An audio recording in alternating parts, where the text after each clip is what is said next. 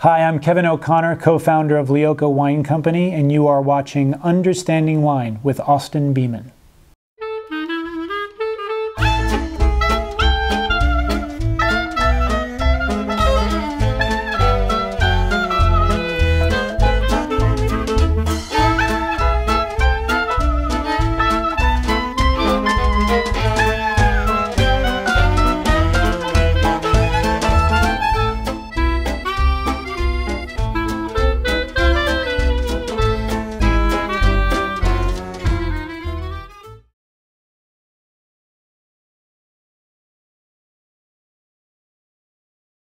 Lioco is a label inspired by two guys, one guy named Licklider, the other guy named O'Connor, thus the name Lioco. We are primarily dedicated to the production of Chardonnay and Pinot Noir.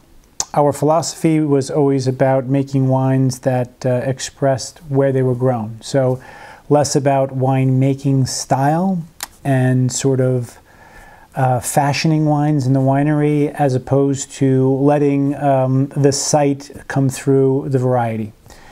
Chardonnay and Pinot Noir are two varieties, obviously in the Burgundian vein, that translate what the French call their terroir beautifully. It's the reason why white Burgundy is so compelling and why red Burgundy is so compelling to us, because even though it's one white grape and one red grape, it's translating many different soils and terroir. So Gevrey-Chambertin is diametrically opposed to Pommard. You know, Meursault is very much different from Chablis, yet they're the same grape varieties.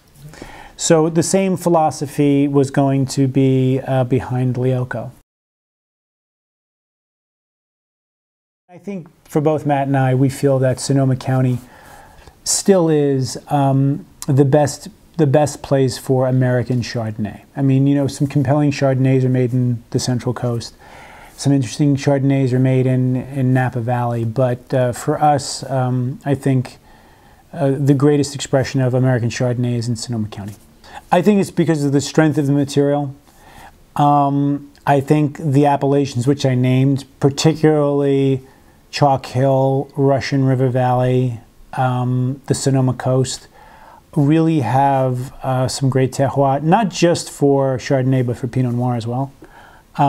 They're cooler sites, and Chardonnay loves to grow in a long, cool, you know, and have a long and even growing season. I think cooler climates with a grape that is so inherently low in acid loves that, because the chain of flavors is so long and complex. You simply don't get the length of the growing season in Napa or in the Central Coast, some places in Santa Rita Hills perhaps, that you get in the Sonoma Coast region and the western part of the Russian River, Green Valley. I think some of the best, you know, American Chardonnays have come from that area. So I think that's one of the reasons, primarily.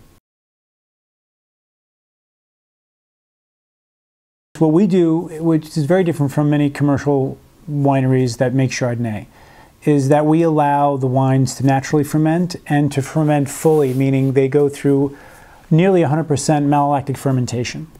So this is the secondary fermentation where malic acids are converted to lactic acids. So the same acids you get in milk. So they're the creamy, round acids, as opposed to the malic acids, which are the very coarse and sort of crunchy, firm acids that you get in apples and pears.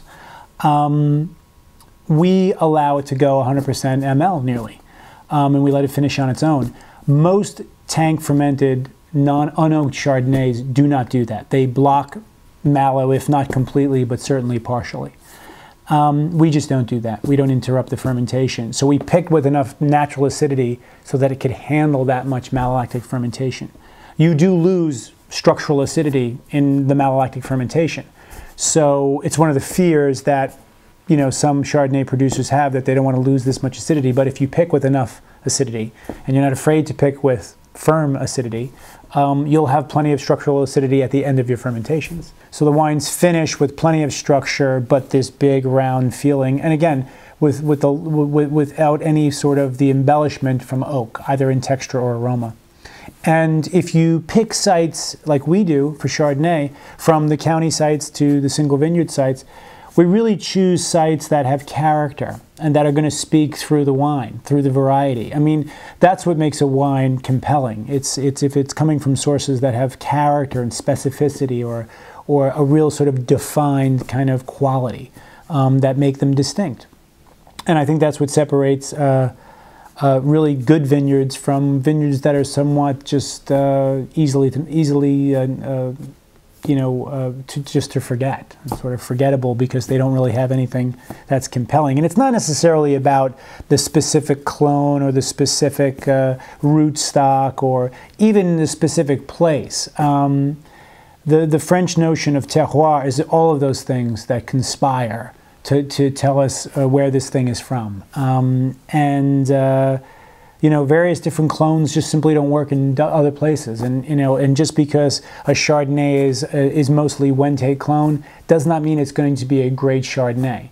And Wente clone grown in the Mayacamas Mountains and Wente clone on the Valley floor in Napa are not necessarily going to make a great wine just because it's a great Wente clone.